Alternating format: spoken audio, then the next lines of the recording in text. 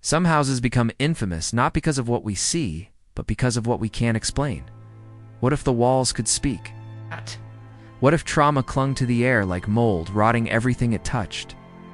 In a quiet town on Long Island, New York, there stands a house that has terrified generations. This isn't just a haunted house story. This is the true crime behind the Amityville Horror.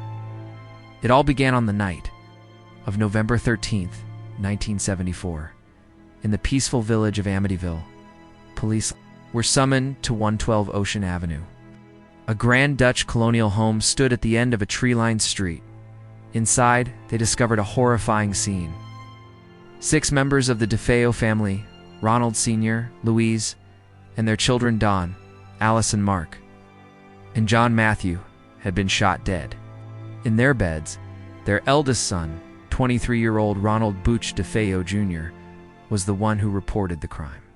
At first, he claimed he'd come home and discovered the massacre. But within a day, inconsistencies in his story unraveled his tale.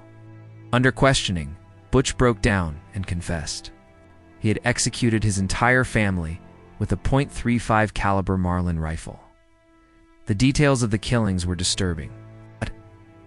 All 6 victims were found lying face down in their beds.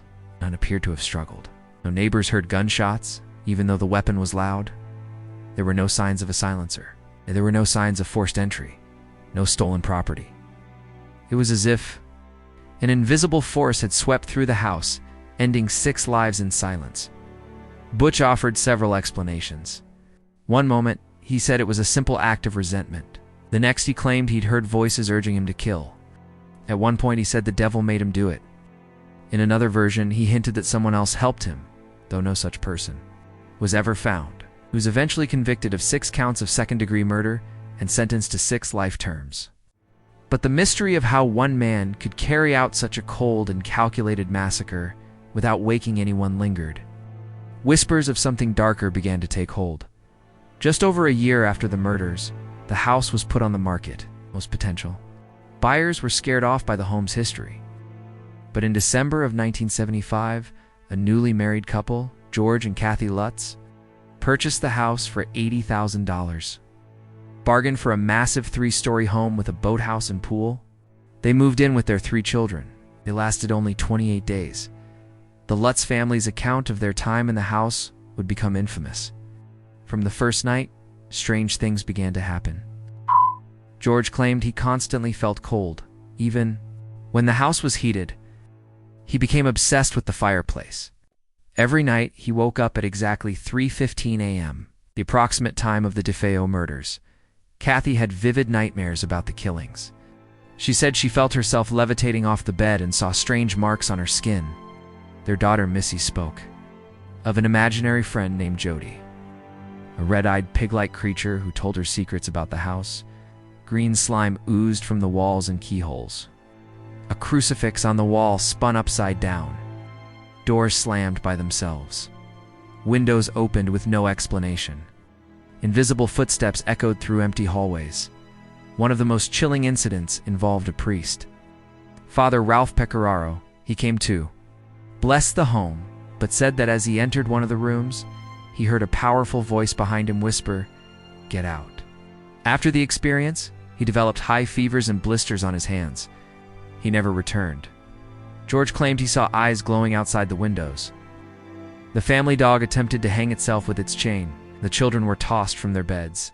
By unseen forces, the atmosphere in the house, they said, was thick with hatred and dread.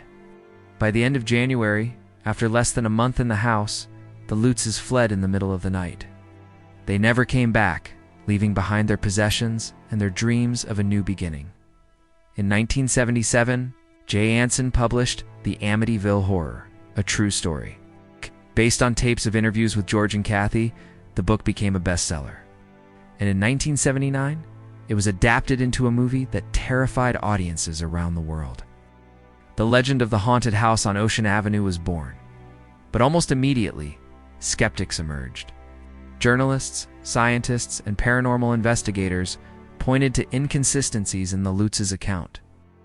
There were no photographs of the green slime. Neighbors had not heard or seen anything unusual. The priest later disputed certain parts of the story. Some began to suspect that the whole thing had been staged for profit. In 1979, William Weber, the defense attorney for Butch DeFeo, publicly claimed that he and the Lutzes had collaborated on the story. According to Weber, they brainstormed the haunting over a bottle of wine, hoping to secure a book and movie deal. Others involved in the publishing deal made similar accusations. Still, there was one problem with the hoax theory. George and Kathy Lutz passed lie detector tests. They never significantly profited from the movie. Despite the backlash, they stood by their story until their deaths. Even if you don't believe in ghosts, the psychological explanation doesn't fully satisfy everyone. Some experts suggest that the family experienced a shared delusion brought on by stress. Others believe they may have interpreted real, minor events, creaks, cold spots, and noises through the lens of the house's bloody past.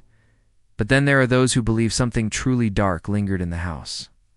Something that fed off fear, something that remembered. Since the Lutzes fled, other families have lived in the house without incident. No further paranormal activity has been reported. Some owners even changed the address to avoid the unwanted attention. Today, the house remains private property, a suburban home with a horrific reputation. Yet the story endures. It taps into deep human fears of being unsafe in your own home, of evil hiding behind a familiar facade, of trauma echoing through time and space. The Amityville Horror has become a cultural phenomenon because it reflects our darkest curiosities. It isn't just a ghost story.